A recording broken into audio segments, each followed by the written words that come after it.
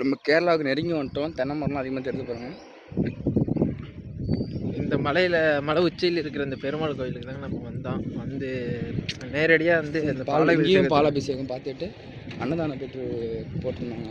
அன்னதானத்தை பிரசாதத்தை வாங்கி மேலே மலை உச்சிலே சாப்பிட்டுட்டு திரும்ப இந்த மறுபடியும் எங்களோட பயணத்தை திரும்பி ஆரம்பிக்கிறோம். அடுத்த கோயில் போகிற வரைக்குமே வெயிட் பண்ணுங்கள். அடுத்த வீடியோவிலேருந்து உங்களை நான் சந்திக்கிறோம். இப்போ வீடியோ இந்த கோயிலோட முழுமையான காட்சியை உங்களுக்கு எந்தெந்த அளவுக்கு டூரிஸ்ட் பிளேஸ் காட்டணுமோ அந்தந்த அளவுக்கு எல்லாருமே காட்டுறோம்.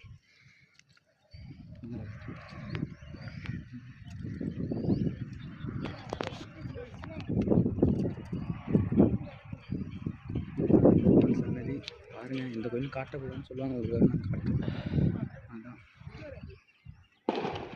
அதான் மணி கட்டு எடுத்தோடனே இது ஆஞ்சநேயர் ஆலயம். நீங்கள் வந்து இந்த பழைய வீட்டிலலாம் பார்த்துருப்பீங்க, அந்த துளசி மாடம்னு சொல்லி ஒன்று இருக்கும். அது இந்த மலை உச்சியில் இருக்குது. பார்த்துருந்தீங்கன்னா தெரியும் உங்களுக்கு. அது கொஞ்சம் காலையிலே இதை ஏஞ்சி ஒரு நவகிரகம் மாதிரி ஒரு 9 சுற்றி நல்லது நடக்கும்னு சொல்லுவாங்க. திரும்ப நம்ம பயணத்தை வந்து மலையிலேருந்து கீழே அடுத்த வீடியோவில் காமிக்கிறோம். நீங்கள் பார்த்தாலே தெரியும் இப்போ நாங்கள் எவ்வளோ ஹைட்டில் இருக்குன்னு சொல்லிட்டு. கார்லாம் கீழே தான் ரோடு. நாங்கள் மறுபடியும் இறங்குறோம். இறங்குறப்போ பாதை கொஞ்சம் கிரிட்டிக்கலாக இருக்கிறனால எங்களால் சரியாக வீடியோ எடுக்க முடியல.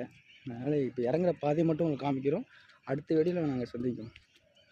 இது ஒரு குளங்க, இது ஒரு தெப்ப குளம்னு சொல்லுவாங்க. அதில் வந்து தாமரை, அள்ளி இதெல்லாம் பூக்கள் வந்து பூத்து குலுங்குறதுங்கிற பார்க்கலாம் வீடியோவில். மலையில் வந்து நிறையா சிற்பம் பேர் எழுதிட்டு போயிருக்காங்க. நம்மளுக்கு என்ன நடக்கும்னு சொல்லிட்டு எழுதிட்டு போயிருக்காங்க. அது எப்படி நடக்கும்னு சொல்லியிருக்காங்க. நாங்களும் ஒரு சில இடத்துல எழுதி வச்சுருக்கோம். பார்த்தீங்கன்னா தெரியும். அந்த இடத்துல பார்த்தீங்கன்னா தெரியும், ஒரு ப்ளூ கலர் பெயிண்டில் அங்கெல்லாம் பார்த்தா எழுதியிருக்காங்க. இங்கே பாருங்கள், ஒரு கல் இருக்குது, பெரிய பாறாங்கல். ஆனால் அது வந்து லைட்டாக தான் இருக்குது. ஆனால் காற்றடிச்சாலும் சாயாமல் அதுக்கு கீழே வந்து அவ்வளோ பெரிய ஒரு வீடு பெருசுக்கு ஒரு மலை உருண்டையாக இருக்குது. பார்த்தாலே உங்களுக்கே தெரியும். ஆனால் அந்த கடவுள் நம்பிக்கையில் தான் அந்த கல் இருக்குது. நம்ம மேலே நம்ம வீட்டுக்கு வராது. அவங்க அந்த வீடை கட்டியிருக்காங்க. வீடு தெரியும் உங்களுக்கு, பார்த்தாலே தெரியும். பாருங்கள் பாருங்கள், இங்கே இந்த இடத்துல கொஞ்சம் நடந்து வந்து கொஞ்சம் வந்து மூச்சு வந்து வாங்குவதற்காக இந்த இடத்துல கொஞ்சம் புல்தரை.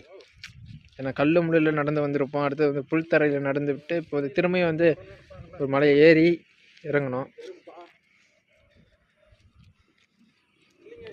பார்த்தாலே தெரியும் உங்களுக்கு.